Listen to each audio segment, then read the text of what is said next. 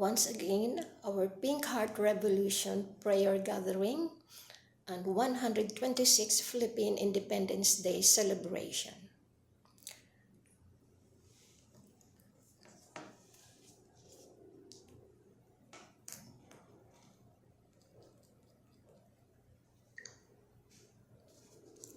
The Philippine National Anthem.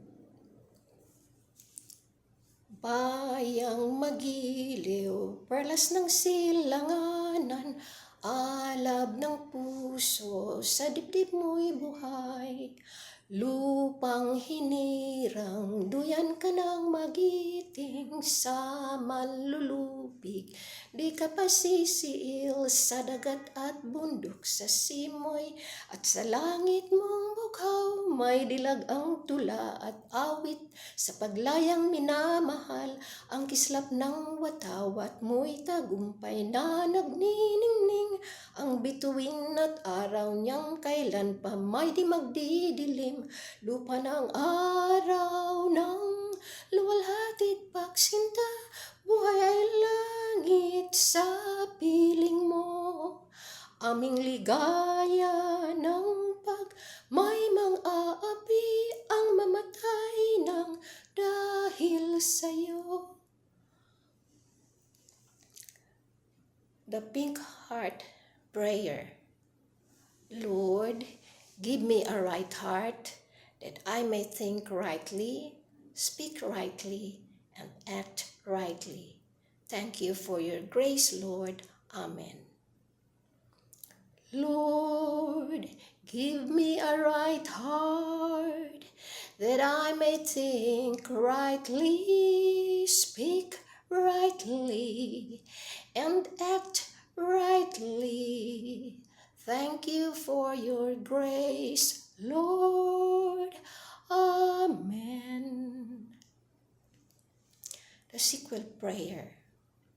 Thank you, Father, for leading me moment to moment this day in my thoughts, words, and actions.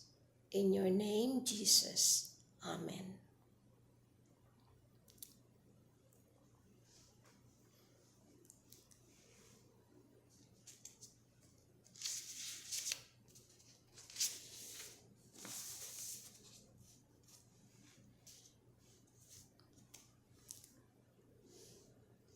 Our two guiding verses for the Pink Heart Revolution Prayer Group. Matthew chapter 5, verse 16. Let your light so shine before men that they may see your good works and give glory to your Father who is in heaven. The second guiding verse is Galatians chapter 5, verses 22 to 23. But the fruit of the Spirit is love, joy, peace, patience, kindness, goodness, faithfulness, gentleness, self-control. Against such there is no law.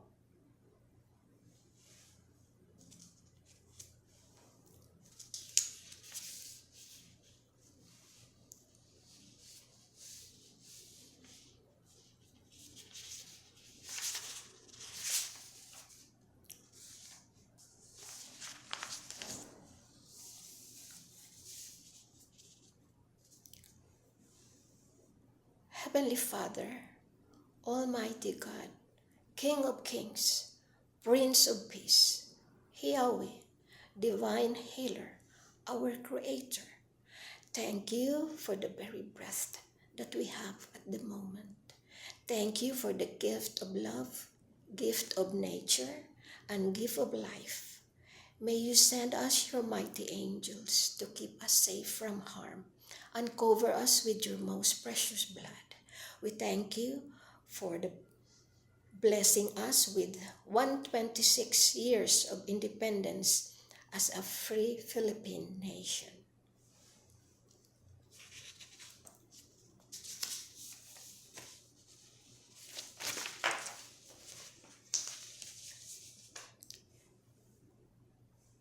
The Immaculate Heart of the Blessed Virgin Mary. Memorial. First reading, 2 Timothy chapter 4, verses 1 to 8. I charge you in the presence of God and of Christ Jesus, who is to judge the living and the dead, and by this appearing and his kingdom, preach the word, be urgent in season, convince, rebuke, and exhort. Be unfailing in patience and in teaching. For the time is coming when people will not endure sound teaching, but having itching ears, they will accumulate for themselves teachers to suit their own likings, and will turn away from listening to the truth and wander into myths. As for you, always be steady, endure suffering, do the work of an evangelist, fulfill your ministry, for I am already on the point of being sacrificed. The time of my departure has come. I have fought the good fight. I have finished the race. I have kept the faith. Henceforth, there is laid up for me the crown of righteousness, which the Lord, the righteous judge, will award to me on that day, and not only to me, but also to all who have loved his appearing.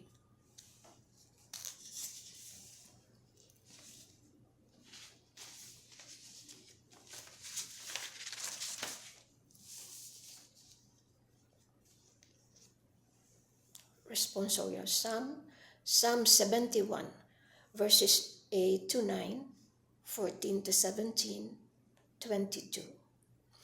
My mouth is filled with thy praise, and with the glory all the day.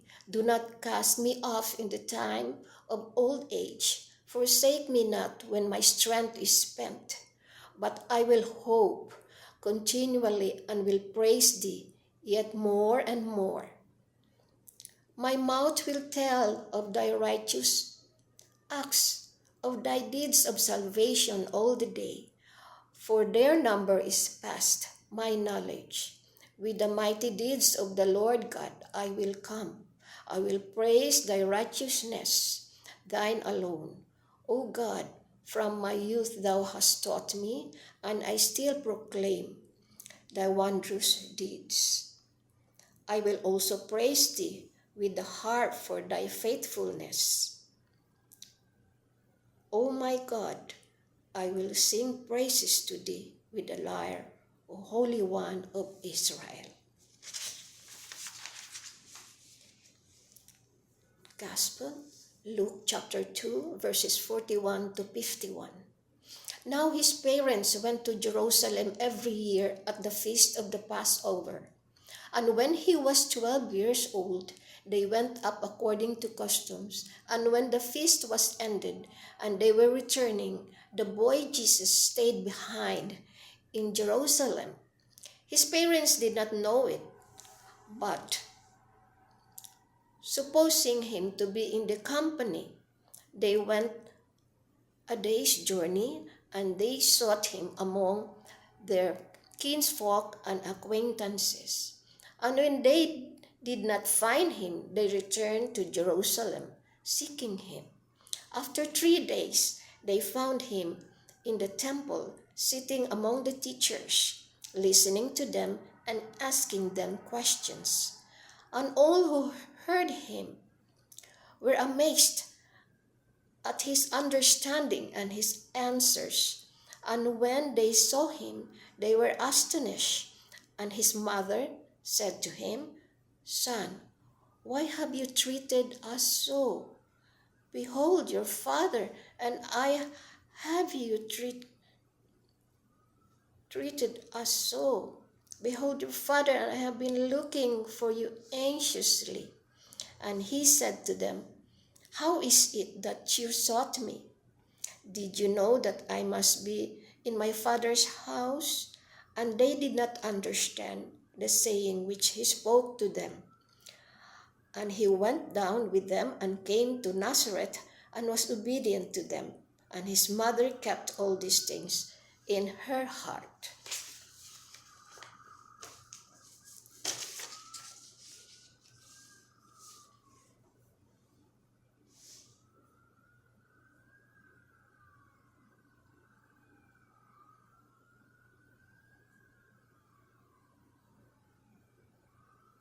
The words of the Lord. Thanks be to God.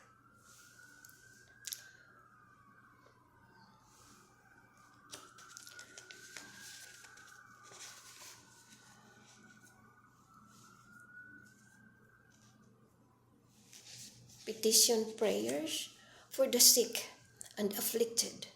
May you lift your healing hands, O Lord, and cast out all illnesses and pains of the earthly bodies and spirits, and touch them with your miraculous hands.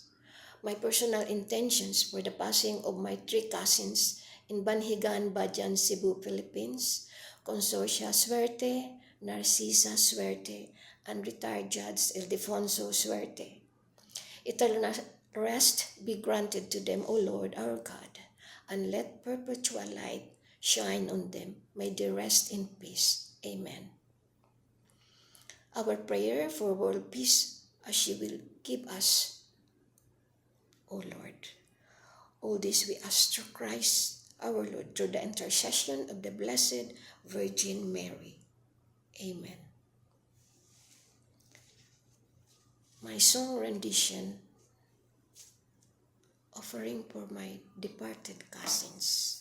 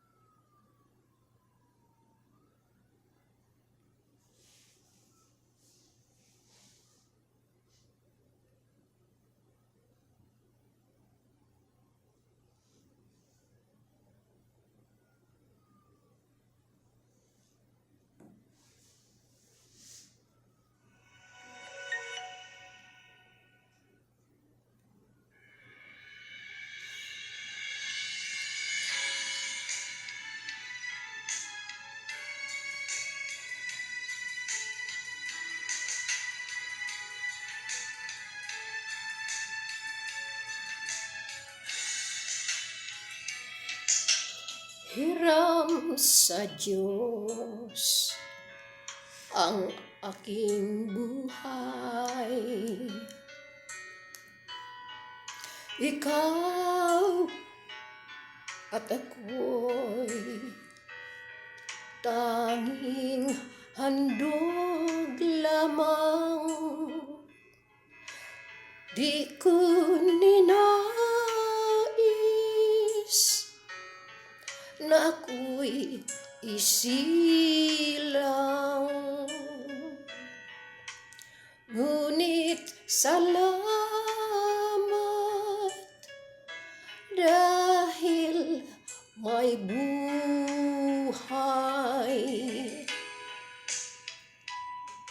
Likaya ko na ako'y isilang, pagkatao ay mayroong dangal. Sinong may pag-ibig, sinong nagmamahal, kundi ang tao. Diyos ang pinagmulan, kundi ako umibig, kung di ko mang bigyang halaga ang buhay na handog, ang buhay kong sa Diyos. Kung di ako nagmamahal, sino ako?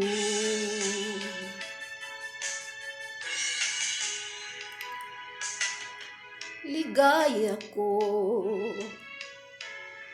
na ako'y isilang, pagkat tao ay mayroong dangal. Sinong may pag-ibig, sinong nagmamahal, kung di ang tao. Diyos ang pinagmulan. Kung di ako umibig, kung di ko manggigyang halaga ang buhay na handog, ang buhay kung hiram sa Diyos. Kung di ako nagmamahal, sino ako?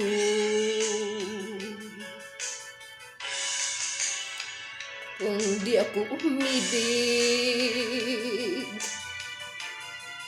kung di ko man bigyang halaga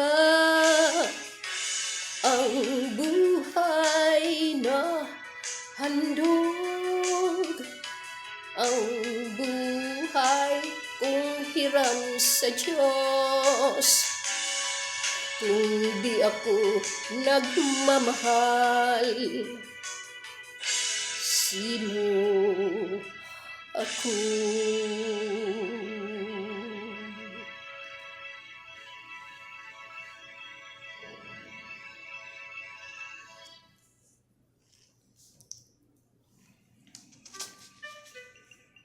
If you're finally ready to take a trip without the kids,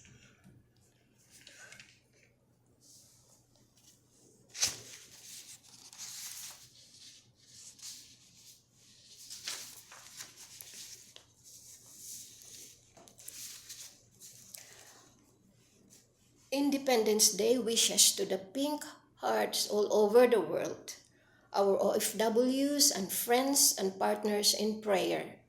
From Dr. Liz Belleza, Pink Heart Revolution Movement Coordinator in the Americas. Greetings to you all, especially the OFWs, not just in Trinidad and Tobago, but in all parts of the world. Indeed, we have come a long way from our motherland, the Philippines, to be ambassadors of inspiration and peace to other nations, reflecting God's light and love to the world. As we celebrate another year of independence, let us all be thankful and feel blessed to have the opportunity of freedom and inspire others to value this precious part of our humanity. And may we remember and acknowledge the efforts of our fellow Filipinos in securing and preserving the liberty of existing as free men and women and as that of a free nation. Mabuhay Pilipinas! Happy Independence Day! This ended our Pink Heart Revolution prayer gathering and 126 Philippine Independence Day celebration podcast. My personal wishes to all a happiest 126 Philippine Independence Day. Long live Philippines, mabuhay, and God bless us always. Greeting you all from Manhattan, New York, USA. Bye for now. I love you.